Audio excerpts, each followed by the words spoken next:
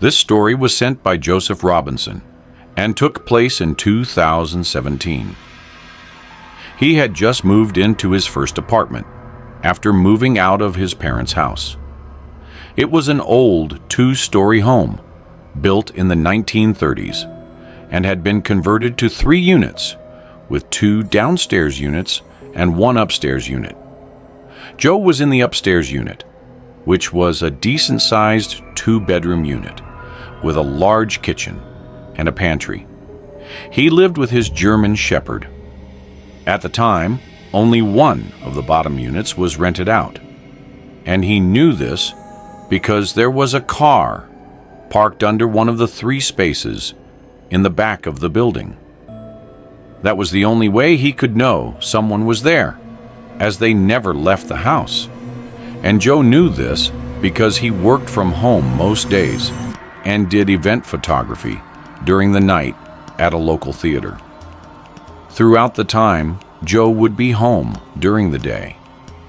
He never saw anyone leave the bottom unit, but he knew someone was there because he could hear the sounds of someone walking around and talking. After living there for almost 3 weeks, Joe started to notice strange things, like rustling in the living room walls and a thumping coming from the guest room. If he left the house, he would come back to find things moved around and sometimes missing. He had the management company change all the locks, but even after this, these strange things would continue.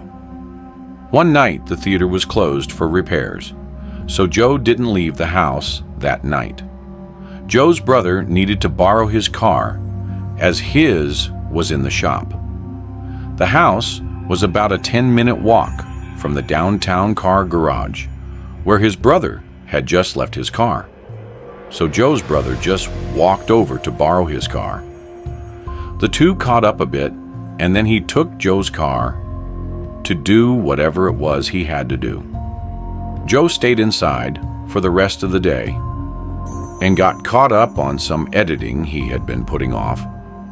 At around 9:30 p.m., he started to hear a voice down the stairs leading to the front door. The way the house was set up, there was a door that led outside a little entryway with a staircase that led to the actual apartment upstairs. This entryway shared a wall with the occupied unit upstairs, so Joe thought it was just the echo coming from the downstairs neighbor. However, it started to get louder and louder until he could clearly hear what the man was saying. He was arguing with himself and laughing hysterically. He kept telling himself it was time, only to follow up with a loud and aggressive no. Joe started to get a little freaked out and debated calling the police multiple times, but after about 45 minutes, he stopped and everything was quiet again. Feeling uneasy but too tired to stay up, Joe decided to call it a night early. On this night, Joe's dog was with him. She usually would stay at his parents' house when he wasn't home, or when he'd leave at night for his photography work. But since he was off that night, she stayed with Joe the whole day. The two got into bed and went to sleep around 11 p.m. And it wasn't until around 4 a.m. that he woke up to the sound of his dog growling. Not a soft growl, like when a dog sees a cat. Joe described it as a deep, rough, I'm gonna tear you apart kind of growl. He jumped up and went looking for her, and she was in the kitchen facing the pantry. As Joe rounded the corner, he heard the sound of a door slam in the pantry. However, once he got to the pantry, the door was still open. Joe's dog continued to growl and walked into the pantry and started pushing on the back shelf. Joe went in after her and turned on the light, and he noticed a very small gap between the back shelf and the wall of the pantry. And so he pushed on it, and this revealed the secret room behind the pantry. Joe's dog tried to run inside, but he caught her before she could go too far. There was a small hallway with a drop down at the end of it. Joe didn't go inside, though. He called the police immediately. They came, and he explained the situation. They went downstairs and got Joe's neighbor to open his door.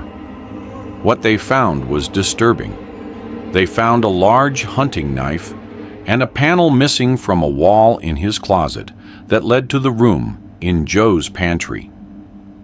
The building owner said it was what was left after the renovation that turned the home into 3 units. Joe moved out that week. Shortly upon moving into their new home, a Utah couple found something that wasn't included on the listing for their home. That might sound exciting, but what they found to them was anything but exciting. The couple stumbled across a hidden room in their house, and it looked exactly like a torture dungeon. The couple found the entryway to this hidden den behind a pretty average-looking bookcase in a room that appears to be just an ordinary lounge. The wife/mother said that the bookcase positioned against the wall looked off, so she decided to try and move it elsewhere. And this was when she soon realized that the bookcase was actually secured on and was disguising a secret door that the couple had no idea existed. The room wasn't included on the listing, nor mentioned by the realtor or the previous owners of the home. The woman shared pictures on Reddit, showing the stages of her opening the bookcase before revealing the creepy room lurking behind the wall. The image taken relies strictly on the flash from the phone's camera, but it shows the concrete room that contains one random fold-out chair sitting in the middle of the room. Various other objects can be seen around the space that led Reddit users at the time this was posted to speculate that the room could have been used as some kind of torture room, or even used as some kind of bunker for a killer. Of course, Reddit and the internet in general will always come up with wild theories, and while finding this room in your house would definitely be a bit creepy, there's no proof the room was ever used for malicious purposes. The couple later turned the room into a mini gym. However, a much more mysterious Reddit post that was posted 4 years ago, in April of 2019, similarly shows a picture of an entrance to a hidden room in somebody's house. The only difference here is the Redditor who posted this never made a follow-up post or uploaded any pictures of what was beyond the door. The Redditor who shared this found this creepy-looking door hidden in his basement, and what made it extra weird was that there was a big metal shelf purposefully blockading the door, as if to deter anybody from entering. The Redditor claimed it was done so by the previous owner. The post contained no additional info, but what makes this whole thing stranger was that this was the last post to ever be made from this Reddit account. This was a pretty active Reddit account before this post. Because of the sudden disappearance after this already mysterious Reddit post, some people speculated that the person did in fact enter the room and found something in there, something that may have led to his disappearance or death. People have tried to find out more details about the Redditor, to find out where he lived and find any possible news articles relating to disappearances, but there has been no luck. For now, whatever happened here remains unknown. This next one comes from viewer Malad Hussein, who's a father of a teenage girl currently in military school. Recently, Malad had been cleaning out his house with his buddy Jacob, and suddenly, out of nowhere, Jacob started yelling for Malad, saying that he found a small hidden door in his daughter's room. Malad had the permission from his daughter to clean her room before doing so. He was shocked to hear the words "hidden door" and so he ran to his daughter's room and found Jacob in the closet. There was where Jacob found a secret doorway, which once opened led to a stairway that led to a basement area that Malad had no idea of. His landlord never told him about it. Malad included this image of the stairs leading to the small basement. Once they got to the basement, they found themselves in a small room with a horrid smell. So horrid, in fact, that the two men considered leaving the basement altogether. Inside the basement was a small table covered in weird, dark red stains with a big book, a total of 28 pens, which had no ink left, and a mountain of trash with an old laptop on the table. The two men wondered if someone used to live down there a long time ago, simply based off how old the laptop was. Malad then decided to look inside the book, and he was heavily disgusted by its contents. There were writings of somebody's plans to brutally slaughter the bullies from school, and he recognized the handwriting to be that of his daughter. One short passage in the book read, "Goodbye, world. Goodbye. There's nothing in this world. I'm useless. I have a Glock in my hand while writing this. I will pull the trigger any time soon. I'm slowly destroying myself. Help me." On another page of the little diary, there was a note that said, "I will rip Blank into shreds and drown her in her own blood. I have no remorse for what I'm doing. I am aware that I'm going to murder someone who caused me pain and shame for the past 9 years. You will regret it. Say hello to my new weapons." The third image from the diary he attached was a diagram of her school and her plan on targeting it, and her bullies with her friend who was experiencing the same issues as her. Unfortunately, all the images were pretty blurry. I'd say it's safe to assume Malad confronted his daughter after finding these notes, but I was never able to get confirmation from him, as he never replied to any of my emails, unfortunately. This last story comes from a viewer named Sal from Hope Mills, North Carolina. In the summer of 2022, he and his friend Connor moved into an upstairs apartment in a 2-family home in town. They didn't sign a lease or anything. It was a listing they found on Facebook Marketplace that offered month-to-month rentals.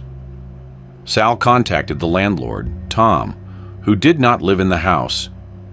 There was a tenant already living in the downstairs apartment who drove a red pickup truck that was almost always in the driveway. The upstairs apartment was decent, nothing too modern or fancy, but they saw it as a nice temporary place to escape from their parents' houses.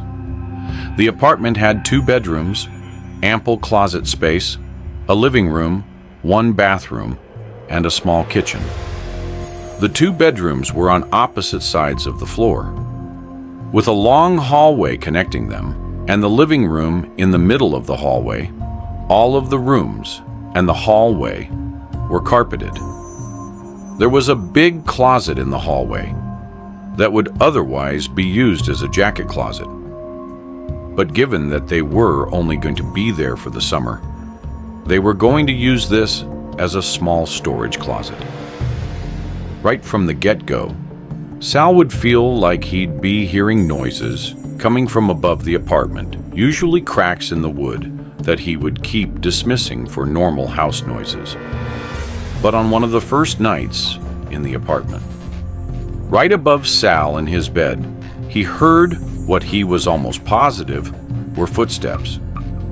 The cracks in the floor were moving, and they were at a steady pace. Sal went over to Connor's room and knocked on the door to ask him if he was hearing the sounds too. But by this point, the cracks stopped. Sal freaked out Connor with this because they were already on the upper level. Anything above them would be the attic, but they were not told of any attic by the landlord. The next day, Sal texted Tom asking if there were an attic, and Tom replied, No, there wasn't, and that any sounds that would come from above would just be the pipes. So once again, Sal would dismiss the sounds he heard for house noises. The sounds would continue for a few nights. Then one day, after getting home from work, Sal was home alone. Even the downstairs tenant was out. So even in the seemingly empty house, there were clear as day footstep-type sounds coming from above Sal's head. He decided to look around the place for a potential attic door. There were no attic doors in either of the bedrooms or living room. He checked the big closet in the hall, and he noticed something peculiar. There was a hanging plastic garbage bag blocking something.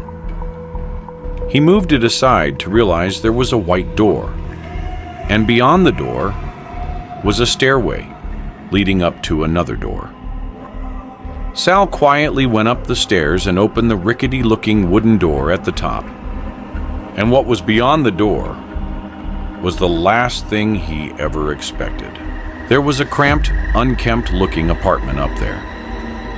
He caught just a glimpse of a small, dirty kitchen, a living room with a small old sofa, and an open doorway that led into what he presumed to be a bedroom.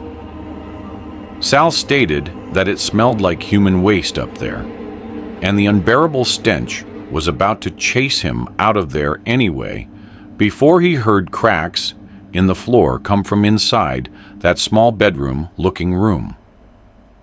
Sal quickly left the floor. Back down the stairs he came up. He locked himself in his room and called 911. When the police got to the house, Sal let them up the stairs and showed them the secret passageway to the secret upstairs floor. And the police found a homeless-looking and smelling man in a small bedroom on the 3rd floor. When Sal told the landlord, he arrived on scene and came clean, explaining that the man on the 3rd floor was his troubled brother, and he needed a place for him to stay. The 3rd floor that was once an attic was secretly converted to a small living space, but it lacked a bathroom, hence the horrid smell. And according to what the police told Sal, there was human feces in the sink up there. Sal and Connor had only been in that apartment for a few days, but that would have meant at some point that man likely came down into their apartment and may have taken food from them.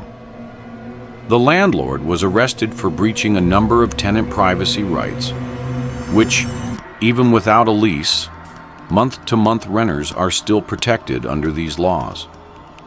Sal and Connor both pressed charges on top of this, and they moved out all of their stuff the same day this happened with the police nearby. If you enjoyed this video, don't forget to hit the like button and subscribe to the channel for more amazing video. Turn on the notification bell so you don't miss any updates.